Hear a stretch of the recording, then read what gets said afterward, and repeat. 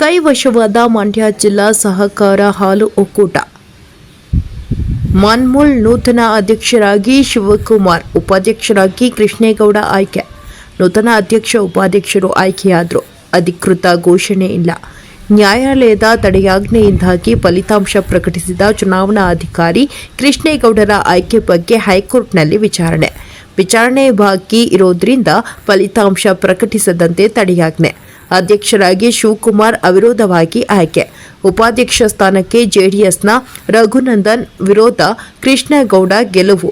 High court ವಿಚಾರಣೆ ಮುಗಿದ ಬಳಿಕ ಅಧಿಕೃತವಾಗಿ ಫಲಿತಾಂಶ ಪ್ರಕಟ. ಅಲ್ಲಿಯವರೆಗೂ ನಿರ್ದೇಶಕರಾಗಿ ಮಾತ್ರ ಮುಂದುವರಿಯಲಿರುವ ನೂತನ ಅಧ್ಯಕ್ಷ ಉಪಾಧ್ಯಕ್ಷರು ಅಧಿಕೃತವಾಗಿ ಫಲಿತಾಂಶ ಪ್ರಕಟಿಸದಿದ್ದರೂ ಕಾರ್ಯಕರ್ತರ ಸಂಭ್ರಮ. ವರದಿ ಗಿರೀಶ್, ಮಂಡ್ಯ.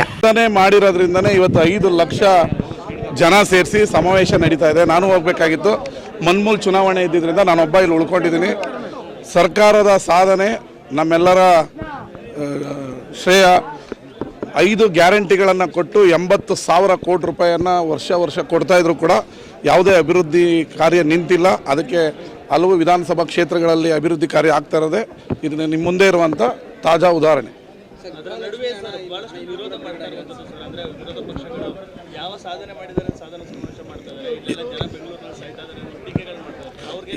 ಹೆಸರಲ್ಲೇ ವಿರೋಧ ಇದೆ. ವಿರೋಧ ಪಕ್ಷದವ್ರು ವಿರೋಧ ಮಾಡೋದೇ ಕೆಲಸ.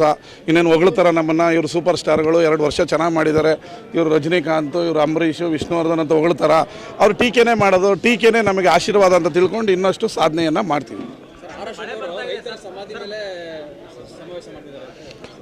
ರೈತರಿಗೆ ನನ್ನೊಂದೇ ಕ್ಷೇತ್ರದಲ್ಲಿ 250 ಕೋಟಿ ರೂಪಾಯಿ ಕೊಟ್ಟಿದ್ದಾರೆ. ಏನಕ್ಕೆ? ಚಾನಲ್ಗೆ. ಒಂದು ಕ್ಷೇತ್ರಕ್ಕೆ 250 ಕೊಟ್ಟ ಮೇಲೆ ರೈತರ ಅಭಿವೃದ್ಧಿ ಆಗುತ್ತೆ ಅಂದಮೇಲೆ ಯಾರು ಗೊಬ್ಬರ ಕೊಡದೆ ಗುಂಡು ಹೊಡೆದ್ರು ಅವ್ರ ಬಾಯಲ್ಲಿ, ಭೂತದ ಬಾಯಲ್ಲಿ ಭಗವದ್ಗೀತೆ ಬಂದಂಗೆ ಅಶೋಕ್ ಅವ್ರ ಬಾಯಲ್ಲಿ ಈ ರೀತಿ ಬರಬಾರ್ದಾಗಿತ್ತು. ನಾವ್ಯಾವತ್ತು ಗುಂಡು ಹೊಡೆದಿಲ್ಲ ರೈತರಿಗೆ. ಗುಂಡು ಹೊಡೆದಿರೋರು BJP ಅವರು. ಅವ್ರಿಗೆ ಮಾತಾಡೋಕ್ಕೆ ಯಾವುದೇ ನೈತಿಕತೆ ಇಲ್ಲ.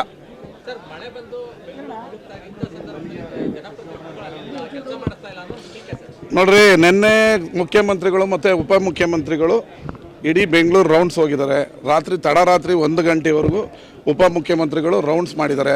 ಬೆಳಗ್ಗೆ ಅದು ಮೊದಲೇ ಫಿಕ್ಸ್ ಆಗಿದ್ದಂಥ ಕಾರ್ಯಕ್ರಮ 5 ಲಕ್ಷ ಜನ ಸೇರಿಸೋದಕ್ಕೆ ತುಂಬ ದಿನದಿಂದ ಆಗಿರೋದ್ರಿಂದ ಈಗ ಮಧ್ಯಾಹ್ನದವರೆಗೂ ಮಾಡ್ತಾರೆ. ತಿರ್ಗಾ ಸ್ಪೆಷಲ್ ಫ್ಲೈಟಲ್ಲಿ ಬಂದು ಇವತ್ತು ಸಂಜೆ ತಿರ್ಗಾ ಬೆಂಗಳೂರಿನ ಮೂಲೆ ಇದು ಮಳೆ ಕಾಂಗ್ರೆಸ್ ಮಳೆ ಅಲ್ಲ.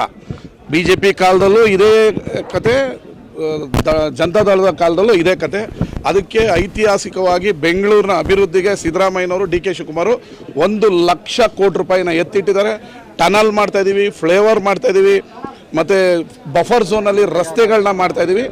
ಅದೆಲ್ಲ ಉದ್ಘಾಟನೆ ಆದರೆ ಈ ಬೆಂಗಳೂರಿಗೆ ಶಾಶ್ವತವಾದ ಒಂದು ನೆಲೆ ಗೊತ್ತಾಗುತ್ತೆ.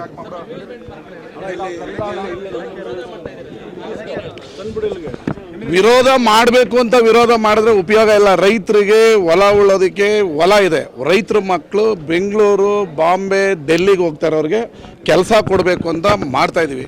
ಆ ಪುಣ್ಯಾತ್ಮ DK ಶಿವಕುಮಾರ್ ಅವರು ಇದೊಂದು ಪ್ರಾಜೆಕ್ಟ್ನ ತಂದು ಸರ್ಕಾರಿ ಮತ್ತು ಖಾಸಗಿ ಸಹಾಯಭಾತ್ವದಲ್ಲಿ ಸರ್ಕಾರ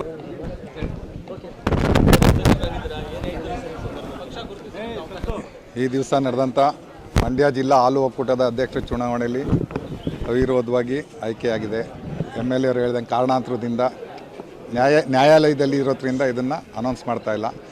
ನನ್ನ ಈ ಅಧ್ಯಕ್ಷ ಸ್ಥಾನಕ್ಕೆ ಮಂಡ್ಯ ಜಿಲ್ಲಾ ಉಸ್ತುವಾರಿ ಸಚಿವರಾದ ಚೆಲುವಣ್ಣವರು, ನಮ್ಮ MLA ಅವರಾದ ರವಿಕುಮಾರ್ ಅವರು, ಬಾಬಣ್ಣವರು, ಮದ್ದೂರು MLA ಅವರಾದ ಉದಯ್ ಅವರು, ದರ್ಶನ್ ಪುಟ್ಟಣ್ಣವರು ಎಲ್ಲ ಸೇರಿ, PM ನರೇಂದ್ರ ಸ್ವಾಮಿ ಅವರು ಮಾಜಿ ಸಚಿವರು ಎಲ್ಲ ಸೇರಿ ನನ್ನ ಈ ಸ್ಥಾನದಲ್ಲಿ ಕೂಡಿಸಿದ್ದಾರೆ. ನಾನು ಕಾಂಗ್ರೆಸ್ ಪಕ್ಷದ ಕಟ್ಟಾಳಾಗಿ ಕಾರ್ಯಕರ್ತನಾಗಿ ದುಡಿತಾ ಇರೋದಕ್ಕೆ ಇವತ್ತು ನನಗೆ ನನ್ನ ಶ್ರಮಕ್ಕೆ ಫಲ ಸಿಕ್ಕಿದೆ. ಈ ದಿವಸ ನಾನು ಈ ಸಂಸ್ಥೆನ ಮುಂದೆ ರೈತರ ಪರವಾಗಿ ದುಡಿದು ರೈತರಿಗೆ ಒಳ್ಳೆಯ ಹಾಲಿನಲ್ಲಿ ಒಳ್ಳೆಯ ರೈಟ್ ಕೊಟ್ಟು ಸಂಸ್ಥೆ ಇನ್ನೂ ಮುಂದುವರಿಯುವ ನಿಟ್ಟಿನಲ್ಲಿ ದುಡಿತೇನೆ. Thank you sir.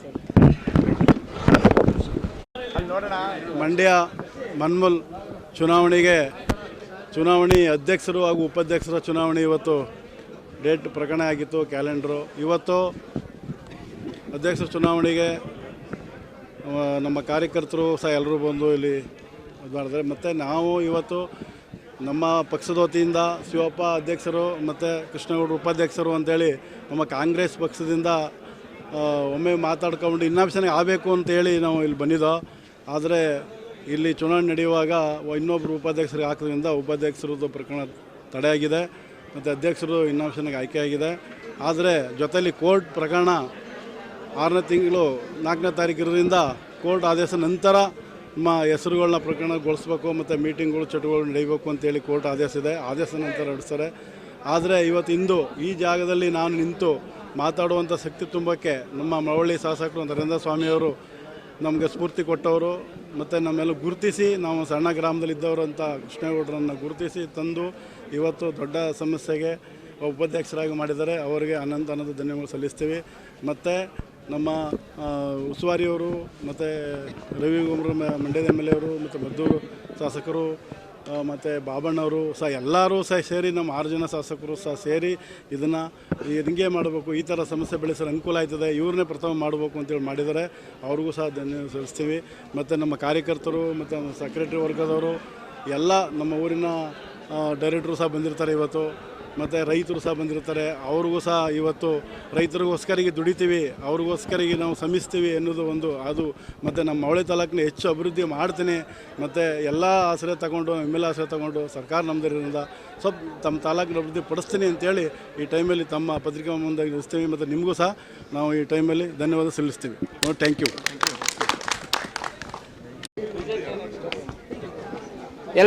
ಎಲ್ರಿಗೂ ನಮಸ್ಕಾರ. ಈ ದಿನ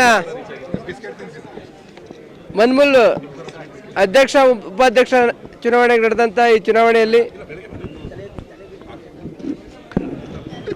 ಮಾನ್ಯ ಉಚ್ಚ ನ್ಯಾಯಾಲಯದ ಆದೇಶದಂತೆ ಚುನಾವಣಾ ಪ್ರಕ್ರಿಯೆಗಳನ್ನು ಎಲ್ಲವನ್ನು ಮುಗಿಸಲಾಗಿದೆ. ಆದರೆ ಫಲಿತಾಂಶವನ್ನು ಮುಂದಿನ ಕೋರ್ಟ್ನ ಆದೇಶಕ್ಕೊಳಪಟ್ಟು ಫಲಿತಾಂಶವನ್ನು ಪ್ರಕಟಣೆ ಮಾಡಿರುವುದಿಲ್ಲ. ಅಧ್ಯಕ್ಷ ಚುನಾವಣೆಗೆ ಒಬ್ಬರೇ ಅಭ್ಯರ್ಥಿ ನಾಮಪತ್ರವನ್ನು ಸಲ್ಲಿಸಿದ್ದಾರೆ, ಮಂಡ್ಯದ UC ಶಿವಕುಮಾರ್ ಅವರು. ಉಪಾಧ್ಯಕ್ಷ ಸ್ಥಾನಕ್ಕೆ 2 ಅಭ್ಯರ್ಥಿಗಳು ಸ್ಪರ್ಧೆ ಮಾಡಿದ್ದಾರೆ. ಒಬ್ಬರು D ಕೃಷ್ಣೇಗೌಡರು, ಮತ್ತೊಬ್ಬರು MS ರಘುನಂದನ್ ರವರು. ಅದು ಚುನಾವಣೆ ನಡೆದಿದೆ. ಚುನಾವಣಾ ಪ್ರಕ್ರಿಯೆಯನ್ನು ರಹಸ್ಯ ಮತದಾನದ ಮೂಲಕ ಚುನಾವಣಾ ಪ್ರಕ್ರಿಯೆ ನಡೆದಿದೆ. ಅದನ್ನು ಮುಂದಿನ ಉಚ್ಚ ನ್ಯಾಯಾಲಯದ ಆದೇಶಕ್ಕೆ ಒಳಪಟ್ಟು ನಾವು ಫಲಿತಾಂಶ ಪ್ರಕಟಣೆ ಮಾಡಬೇಕಾಗಿರೋದ್ರಿಂದ ಮತದಾನದ ಪೆಟ್ಟಿಗೆಯನ್ನು ಮೊಹರ್ ಮಾಡಿ ನಾವು ಟ್ರೆಜರಿಲಿ ಇಡ್ತಾ ಇದ್ದೀವಿ. ಅದನ್ನು ಯಾವತ್ತು ಉಚ್ಚ ನ್ಯಾಯಾಲಯದ ಆದೇಶ ಬರುತ್ತೆ ಆ ದಿನ ಅದನ್ನು ಓಪನ್ ಮಾಡಿ ಫಲಿತಾಂಶವನ್ನು ಪ್ರಕಟಣೆ ಮಾಡ್ತೀವಿ. ಅವತ್ತಿಂದ ಆಡಳಿತ ಮಂಡಳಿ ಒಂದು ಜಾರಿಗೆ ಬರ್ತದೆ ಮತ್ತು ಅಧ್ಯಕ್ಷ ಉಪಾಧ್ಯಕ್ಷರಾಗಿ ಕಾರ್ಯನಿರ್ವಹಿಸಲಿಕ್ಕೆ ಅವಕಾಶ ಆಗ್ತದೆ ಅಂತಕ್ಕಂಥದ್ದನ್ನ ನಿಮ್ಗೆ ಎಲ್ರಿಗೂ ತಿಳಿಸ್ತಾ ಇದ್ದೀನಿ. ಧನ್ಯವಾದ. ಎಣಿಕೆ ಪ್ರಕ್ರಿಯೆನೂ ಅವತ್ತೇ ಆಗುತ್ತೆ. ಇವತ್ತಿಲ್ಲ, ಬರೀ ಮತದಾನ ಆಗಿದೆ. ಅಲ್ಲ, ಮಾನ್ಯ ಉಚ್ಚ ನ್ಯಾಯಾಲಯದ ಆದೇಶಕ್ಕೆ ಹೋಗಿರ್ತಕ್ಕಂಥ ಮಳವಳ್ಳಿ ತಾಲೂಕಿನಿಂದ ಹೋಗಿದ್ದಾರೆ. ಮಳವಳ್ಳಿ ತಾಲೂಕಿನಿಂದ ಹೋಗಿರೋದ್ರಿಂದ ಮಾನ್ಯ ಅಂದರೆ ಏನು ರಜಾವಧಿಯ ಕೋರ್ಟು ಒಂದು ಆದೇಶ ಮಾಡಿದೆ. ಆ ಪ್ರಕಾರವಾಗಿ ಎಲ್ಲ ಪ್ರಕ್ರಿಯೆ ನಡಿಬೇಕು ಮತ್ತು ಫಲಿತಾಂಶವನ್ನು ಮುಂದಿನ ನಮ್ಮ ಆದೇಶಕ್ಕೆ ಒಳಪಟ್ಟು ಮಾಡಬೇಕು ಅಂತಕ್ಕಂಥ ಒಂದು ಆದೇಶವನ್ನು ಮಾಡಿರೋದ್ರಿಂದ ಅದನ್ನು ಪ್ರಕ್ರಿಯೆಯನ್ನು ಮಾಡಿರೋದು.